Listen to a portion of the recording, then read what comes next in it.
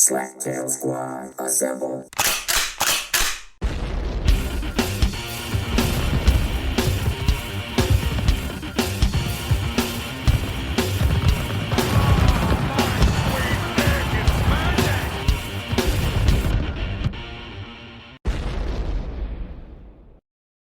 Ladies and gentlemen, Slaptail Nation, this is the Slaptail Squad, and we are coming to you with our final debate. This will be a two-part series. As you know, we are still experiencing COVID, so we are doing this respectfully from our homes. As you both know, we have more than two listeners. As you all know, our candidates, President Beaveman and Senator Ronz. Gentlemen, before we begin, we'll go over the ground rules. Thank you, everyone, the listening audience. President Beaveman here.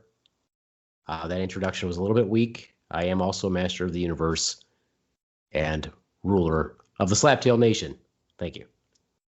Senator Ronz, have we heard that before? I think we have, but thank you for hosting this. I'm sorry I can't speak the words right now. Is that because there's a cock in your mouth, Senator Ronz? I mean, that's okay if it is, but... We will leave sexuality out of this. I'm sure the LGBTQNOP fucked it up, didn't you? Will be okay with that. Right? We don't, to put letters and words together to signify a group of people is wrong. That's why I want to embrace everybody, no matter what. That's what I heard. Gentlemen, we are currently not debating. So, our ground rules for the debate. As always, don't contradict yourself. Do not interrupt others when speaking, keeping your answers short and concise. Listen carefully to your opponent. No idea is a stupid idea. Do not raise your voice. And because we are visually recording this, gestures such as the middle finger is considered a response and will not be allowed. So we will jump right into our first question, and this is on foreign policies. Mr. President, we are now living in the 21st century, and some would have thought that by now we will be experiencing life as the Jetsons. However, it appears that we are experiencing life more like the Flintstones. What are your thoughts? Tromondae, the American people loved the Flintstones. I myself am a big Hanna-Barbera fan. If you don't know Hanna-Barbera, you don't know shit. And let me tell you something about the Jetsons. Did anybody else find that little robotic maid slightly attractive? I mean, I kind of did. But other than that, other than their dog Astro, who also spoke just a little bit, what was the benefit of living like a Jetson? There wasn't much benefit. You know how great it was to live like a Flintstone? What didn't they have? Think about how buff Fred was. Look at how much that motherfucker ate, and he was not obese. Fred was not obese. The American people, I know you love obesity, but that was not part of the Flintstone lifestyle. What was? I'll tell you what was. Eating a giant Bronto burger. Driving to work with your best friend. Having no need to wear any shoes and not having any foot pain. That was some good shit, being a Flintstone. You know what else was not too bad? That tiny little waist on Betty Rubble. That tiny little waist on Wilma. Wilma? That's what I'm talking about. To get back to your question, Tromondae, maybe we are living in the age of the Flintstones. And you know what? Maybe, just maybe, that ain't too bad. Thank you, Mr. President. Senator Ronz, you have a minute and 30 seconds to respond. I think today's age that we're thinking that Hanna-Barbera focused on animal cruelty and not the future of what we could have had. If you notice, the Flintstones were always enslaving animals to do their bidding. The Brontosaurus is lifting up rocks. That was wrong. The garbage disposal, overfeeding that poor animal.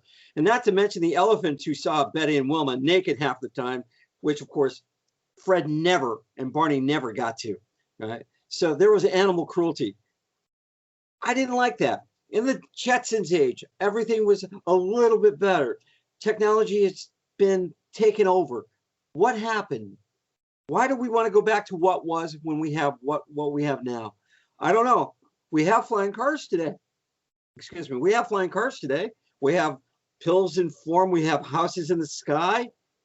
Who doesn't want that? I don't want to go back to not having shoes on my feet, right? Great, they got great gas mileage, but now everybody can have a flying car, right? We can go to Moon and Jupiter and so on. Back in the Flintstones, they had this guy called Kazoo, who was an illegal immigrant coming back in, right, into their world and causing chaos. In fact, a lot of people don't know that Kazoo was exiled for almost destroying his own planet. Look it up, people. Thank you, Senator Ronz. Oh, I'm not done yet. All right, my hand's up, but I'll be done for you. Thank you. Mr. President, you have 1 minute to reply. Here's my reply to Senator Ronz. This man loves to talk about animal cruelty. He likes to talk about how things would be so much better. I don't know what he's talking about. We don't have any flying cars. We can't go to Jupiter. What is he talking about? We can't go to Mars. We don't have flying cars.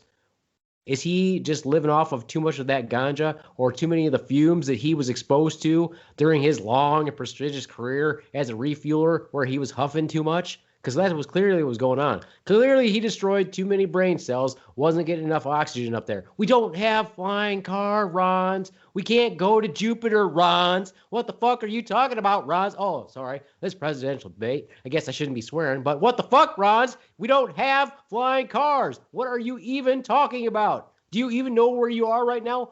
Quick check on your mental state. Do you know what year it is?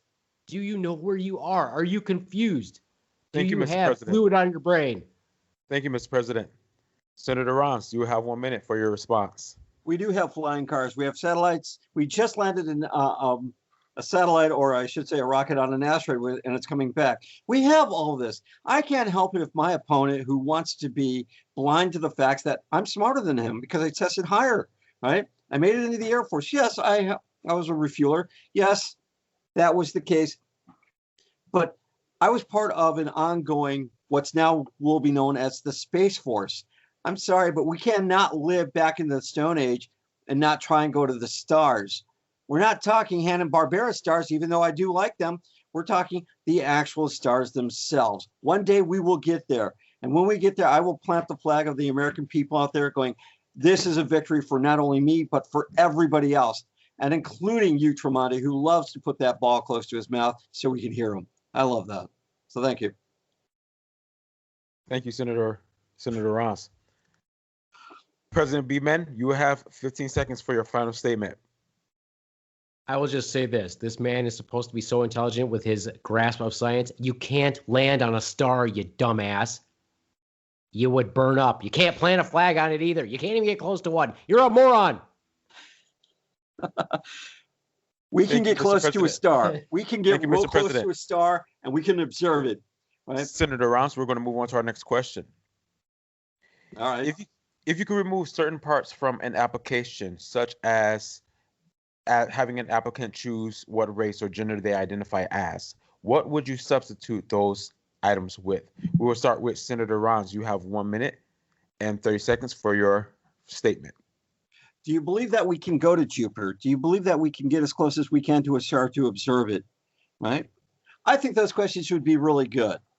They're non-gender, they're non-biased, and I would also ask, because you didn't vote for me, do you think you should be, deported or imported for that matter? Some of the other questions I should follow is, what is your favorite color and why? Right? Beyond that, if we eliminate gender bias, which I think we should do, would you challenge me to a one-on-one game of Mortal Kombat? I would say that's an acceptable question too. It eliminates everybody, right? That anybody can't beat me. I'm the champ. We'll let it go at that. And they can thank me for bringing back football if that's what they want to do, even though I didn't bring back football. I would leave that to the American people to decide. That's all I got right now for that. Thank you, Senator Ronz. President Beaveman, you have 1 minute and 30 seconds for your statement. Thank you. I would just like to thank Senator Forrest Gump for his last statement. because it made so much sense. I am shocked at the current situation in this country. This is the first time I have ever been referred to as brown people. Now, I will say that it was a little bit different, and on all the government forums, I've always thought that it was a little bit odd that they ask what your race is, and your only option is white or black, basically, and then they ask you what your ethnicity is. But now apparently they're going to ask for, are you white? Are you brown? Are you black? What's next? Are they going to ask if you're yellow, red, green, mauve, purple? If I'm going to identify as something, let me tell you what I identify as. Bronze, motherfucker. That's what everybody wants to be. That's what I am. Sometimes I'm a little bit more bronze than other times, but that's what I am. And for, you know what?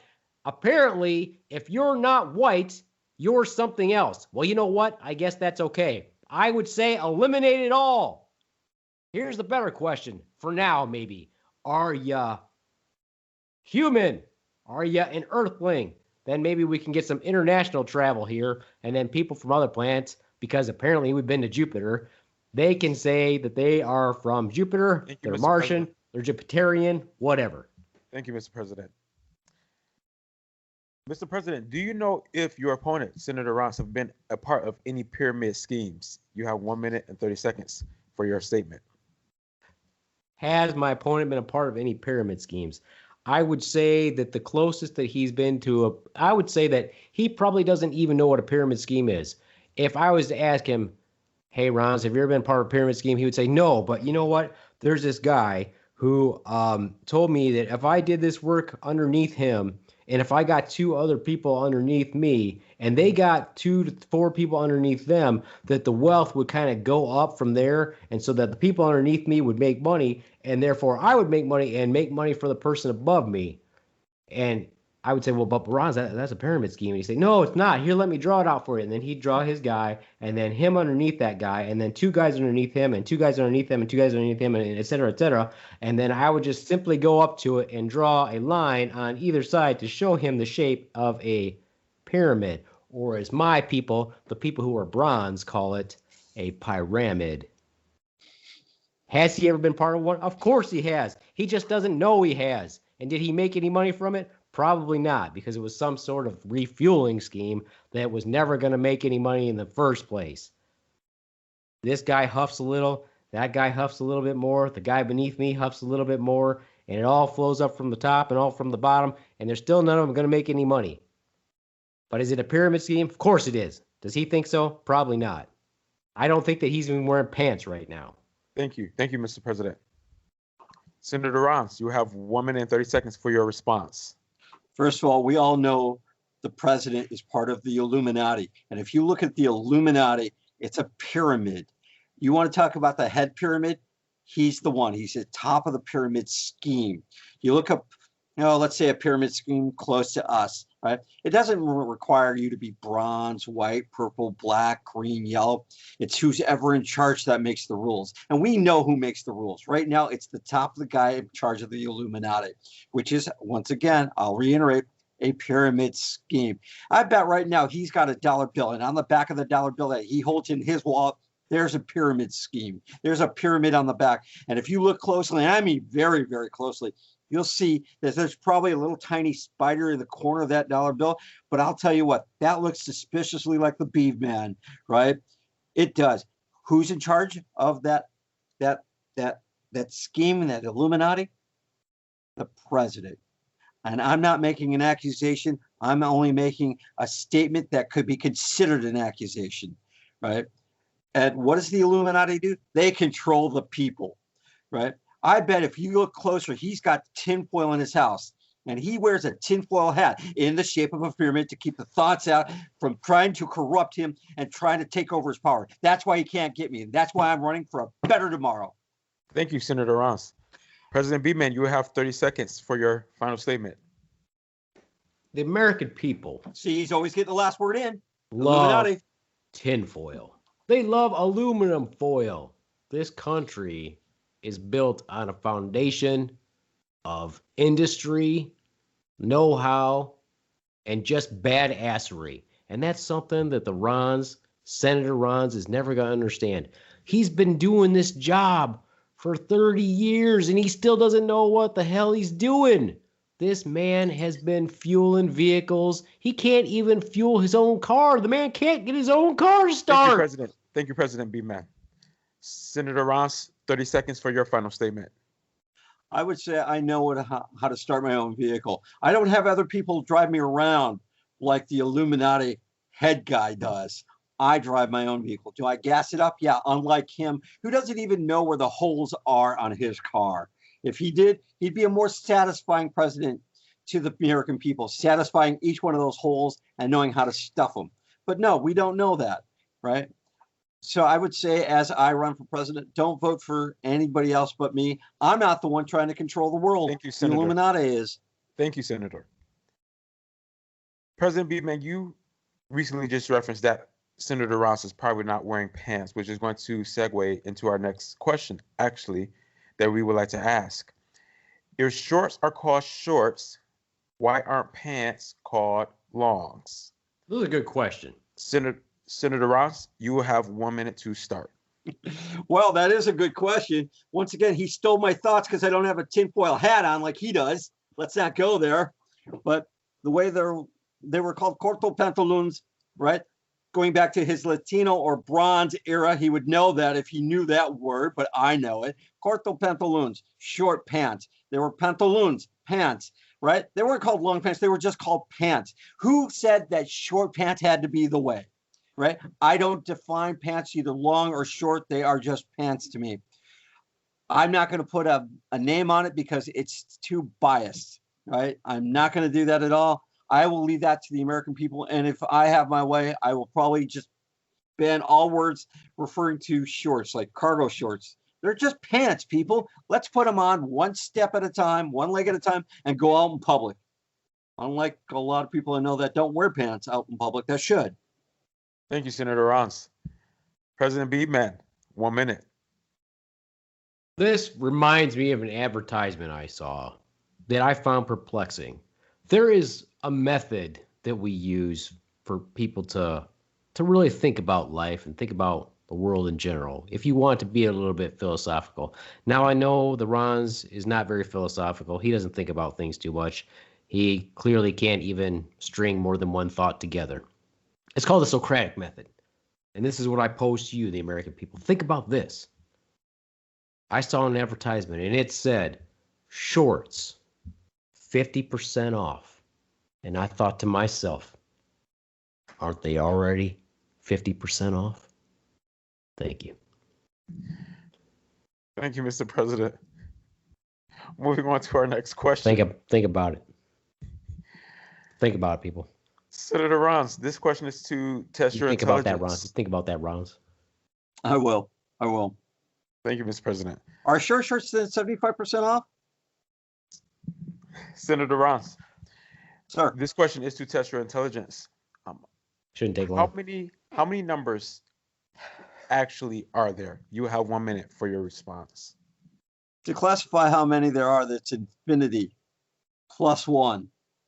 Because if you watch The Price is Right, they always go X amount of dollar plus one. So there's always going to be infinity plus one. All right. That number is up to you what you think it is. I'm not going to tell you what to think it is. The Illuminati and my opponent might tell you what to think it is, but I will not. Right? I think it is whatever you want it to be. Accept it. Embrace it. Make it yours. Infinity plus one for everybody. Anything else? It was your time, motherfucker. Yeah, I know. But if I count to infinity, I won't ever stop. So I'm going to draw the line right there and say infinity plus one. Thank you. You're welcome. President Anytime Beaveman, for you. Thank you. The same You're question welcome. for you. Anytime. How many numbers actually are there? You have 1 minute to respond. This is again a question of arrogance. Arrogance on the part of people like Senator Ronz. This man believes that his definition of what a number is absolute. We are not the only thing in the universe. Our concepts may not be the same concepts shared by beings that are more enlightened than us. This is sheer arrogance. The positive logarithm, the negative logarithm, the negative number. These are all things that we cannot contemplate but try to wrap our minds around. But the Ronz thinks that he can define it. And you know what? I cannot, because I am not some arrogant, pink, pasty, losing his hair, not sure what day it is, swelling on the brain, not wearing pants, motherfucker. That's not what President Beaveman is. I am humble. I am not arrogant. Cannot define the number. Thank you, Mr. President. Our next question. What is something that should be added to the history books? We will start with you, Mr. President. Something that should be added to the history books, by gosh, is a good section on the proper way to make an apple pie. There are too many recipes out there that just don't make it into the history books. I would like to know how to make a proper apple pie. Some people they have like these little cooking utensils that cut slices through the apple and make these little round slices. I don't like that. I don't like my apple pie like that. I like it sectioned. I like it made into little pieces like my grandmother would have made it. And then that little lattice on the top. And how did she get it to be so crispy and crunchy on the top with that little bit of perfect combination of cinnamon and sugar? That's something that should be in the history books, not something about how the Ronz people oppressed other people. We already know that. Let's not lie about it. Let's have it in there, but let's have a good apple pie recipe in there too. How are we supposed to know how to make good apple pie? How are we going to pass this down for generations about how to make a good apple pie? Thank you, Mr. President. Senator Ronz, you have 1 minute. I would disagree with my opponent. I think we have enough apple pies out there. But what about a great national multicultural recipe that everybody can embrace? Right? Just not apple pie, even though that's as good. But let's face it, my opponent is forgetting that where he comes from. What about some quesos with nachos, right? Do we need a good recipe for that? I think we do, right? But I would also like to remember star charts and everything, because we're going to Jupiter. We're going to need them. So if we forget the star charts, we might get lost, right? And along the way, maybe we can bring in, let's say, maybe an apple pie recipe. But then again, where are we going to get the apples out in space? No one knows. My opponent seems to think it's okay, but no. And let's face it, if he wants to diss his cultural heritage and forget about all the ethnicity stuff out there, he can. I won't. What an impressive idea. Thank you, Senator Ronz. President Beaveman, you have 15 seconds to respond. So this Senator Ronz, is trying to say that I am dissing my ethnicity, or I guess he was trying to say that I'm dissing my people because I didn't mention nachos. The American people are our people. Is he not saying the same thing when he's bringing up nachos? Why isn't he talking about something that was made specifically in the United States of America? Why doesn't he talk about something that has its origins here? Instead, he brings up nachos, which were, of course, the origination is in northern Mexico. So what are you talking about there, Ronz? Which is now California. Know your voters. Which Thank you, know. Thank you, Mr. President. Senator Ronz, 15 seconds. I would say my opponent doesn't know anything about the United States and its history, because if he looks at Northern California, right, or I should say Southern California, that's where nachos came from, right? You're wrong. You are fucking wrong. That's what he would like you to believe. The Illuminati would like you to believe that too, wouldn't it? Thank you, Senator Ronz. Thank you, Senator Ronz. On to our next question. Senator Ronz, what body part would you like to photocopy? You have 1 minute and 15 seconds. I would like to photocopy my thumb, because that gives you a thumbs up for everybody to vote in this election, right? And if you don't like it, you can shove it up your ass, right? That would be the one. Everybody else wants the index finger, the bow finger, whatever, but everybody's got a thumb, right? So shove it up your ass if they don't want to vote, but keep it, right? Give a thumbs up if you do vote. Can go either way. That's the way we should be. And Wakanda forever is good, but Wakanda's not part of the United States. We are part of the United States. So let's not vote for Wakanda just yet, but we can make him an honorary citizen. I would like that. Unlike my opponent who has loyalty to Wakanda instead of the United States. All right. United States forever. Huh! Thank you, Senator Ronz. President Beaveman, same question. What part of I your would body like would you to photocopy? I would like to photocopy my eye that is not as droopy. I'm really not happy with. I'm not a good-looking man. Oh, everybody agrees with you on that. That's all right. That's okay. I'm my worst critic.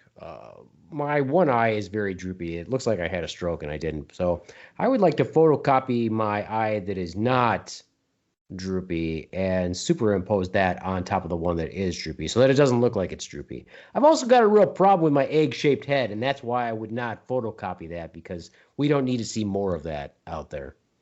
As far as some of the claims, if I could address them really quickly, the Ronz keeps talking that the nachos were created in, Southern California.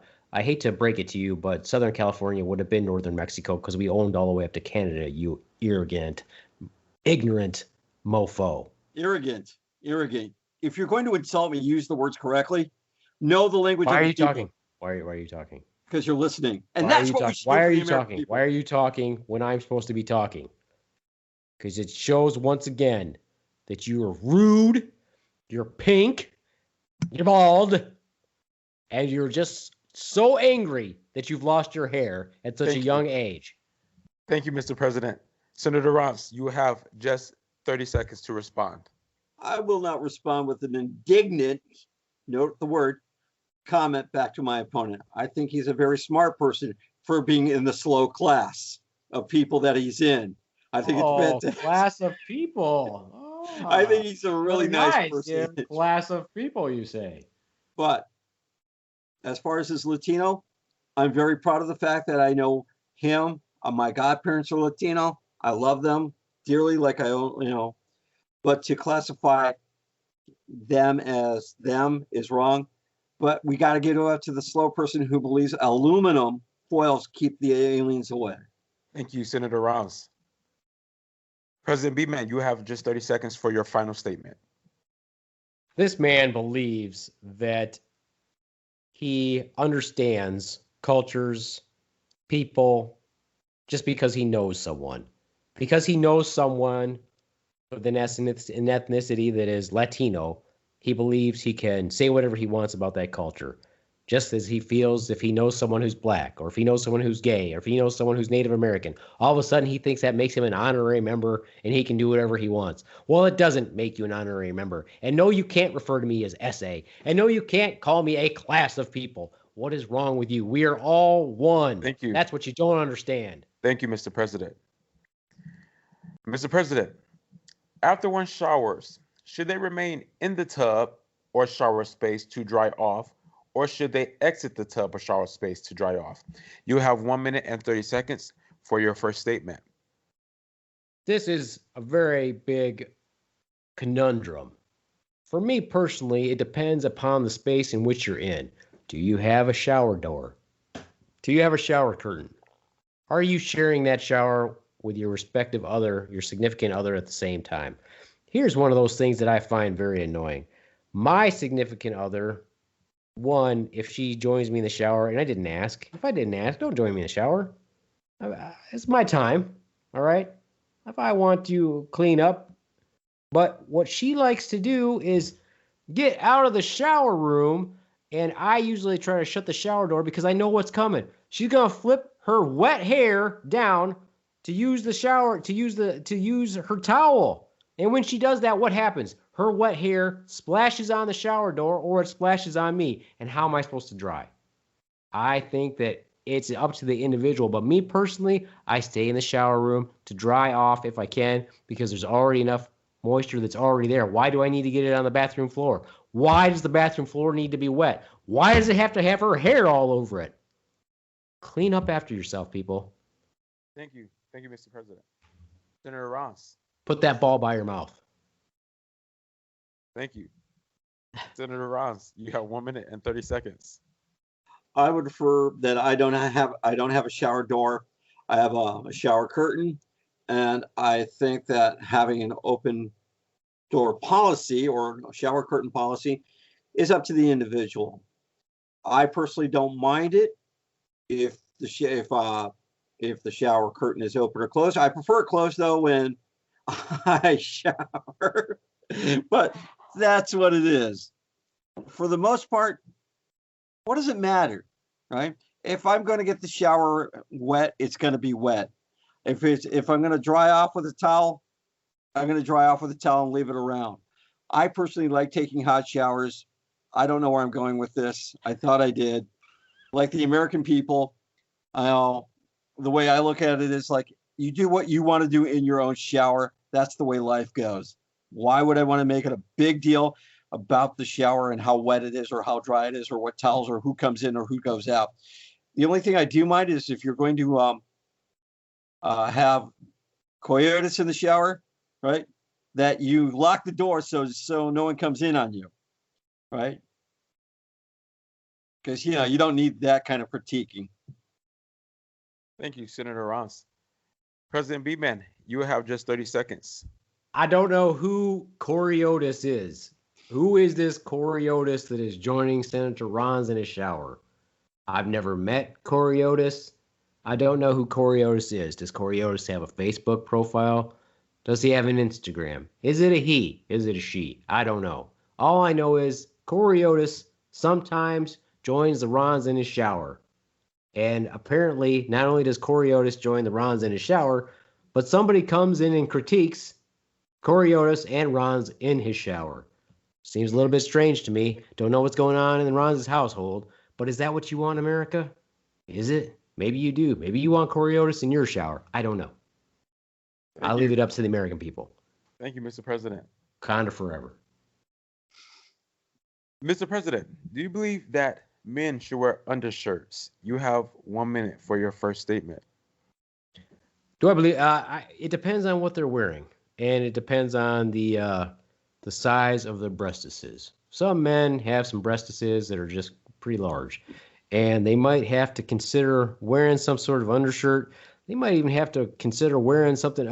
Many years ago, there was a device created in a documentary that I saw called there was some dispute on what to call it, but some people insisted on calling it the man's ear, and somebody other one, I couldn't remember what the other name was, but that's a consideration. But due to the difficulty that these people had in producing this product, it never came to market. But I think that might be a good idea, and maybe that should, especially for the Ronz, I've seen him in person, and he might want to consider wearing a bro or a man's ear. I definitely think that would be a good idea. Undershirts would be also okay, although I feel like probably most of his are kind of stained because he doesn't. Apparently, sometimes he uses a shower but doesn't get wet in the shower. That was a little confusing as well. I don't know what kind of showers you're taking, but I guess they're dry showers. I don't know how clean you get with those. Thank you, Mr. President. You and Coriotis or whatever his name is. Thank you, Mr. President. Senator Ronz, you have First 1 minute. of all, it's coitus, but I use an undershirt, and he's taking the idea off of a Seinfeld episode where you use a bra like a girdle. Personally, I wear an undershirt whenever I work out because I don't want pit stains. I want to keep my body as clean as I can, and I don't like pit stains. No one does, right?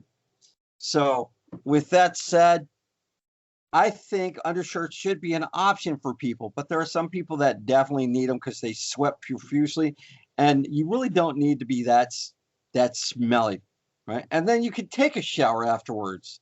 Take a shower afterwards. It doesn't hurt you, whether it's wet or dry. And this coyotes is not the word, it's coitus, right? But you wouldn't know that if you spoke English, though you would. But since you don't speak English, we'll kind of smooth in those words for you. Thank But you, I wear Senator an Ronz. undershirt. I think an undershirt should be worn. Thank you, Senator Ronz. President Beaveman, you have just 15 seconds. I agree that the Ron should wear an undershirt.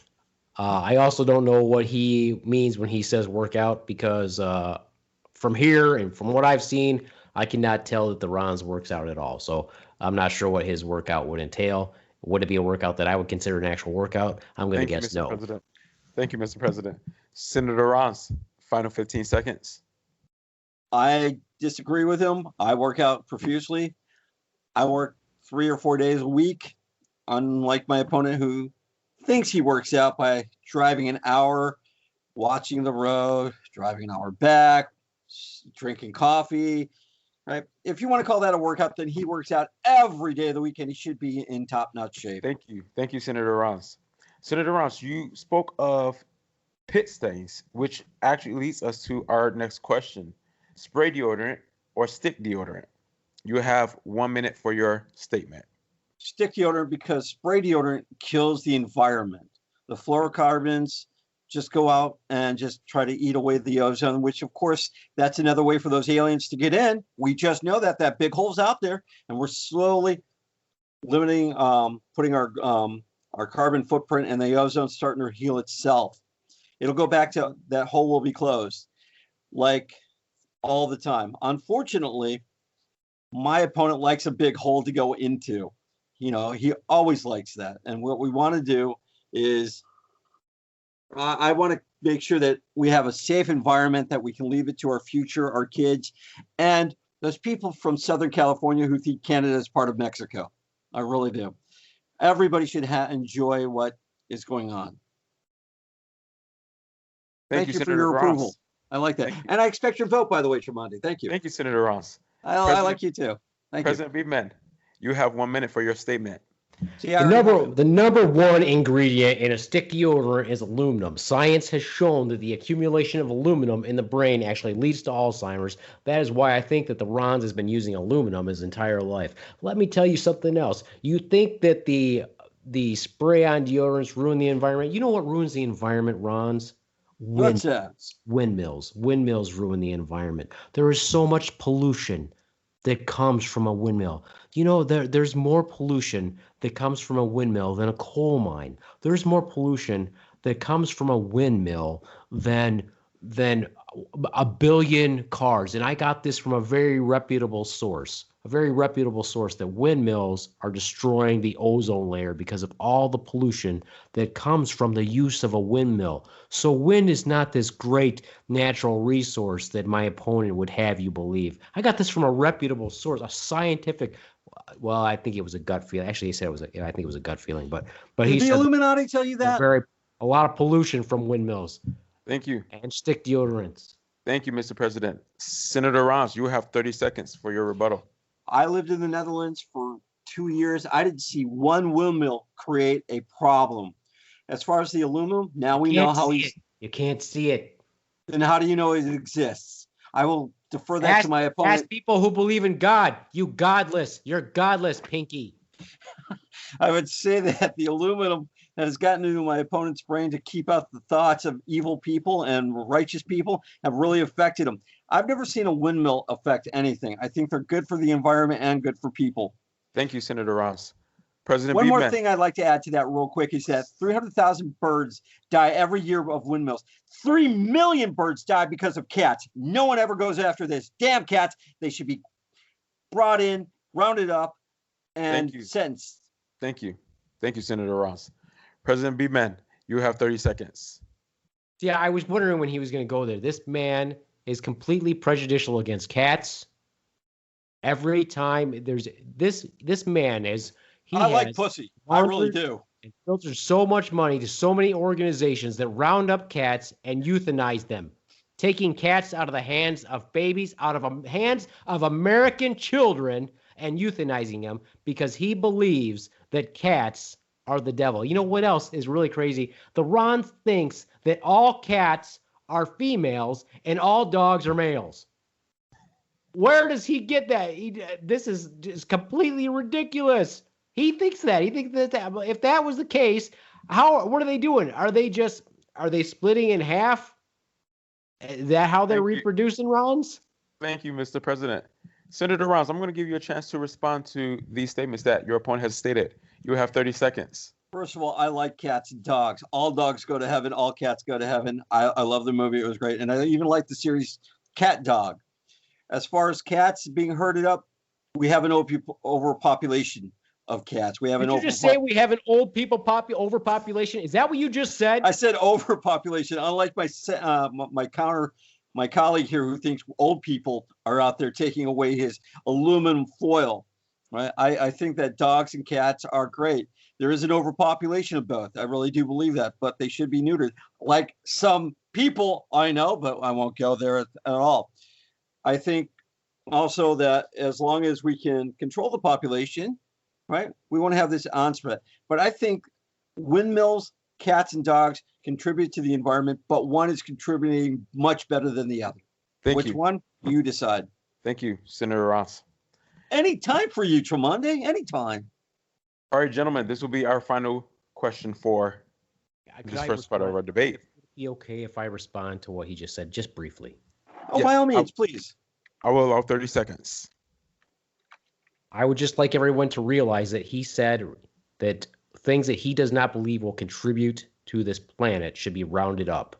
He believes that it is the human right to decide what is not contributing.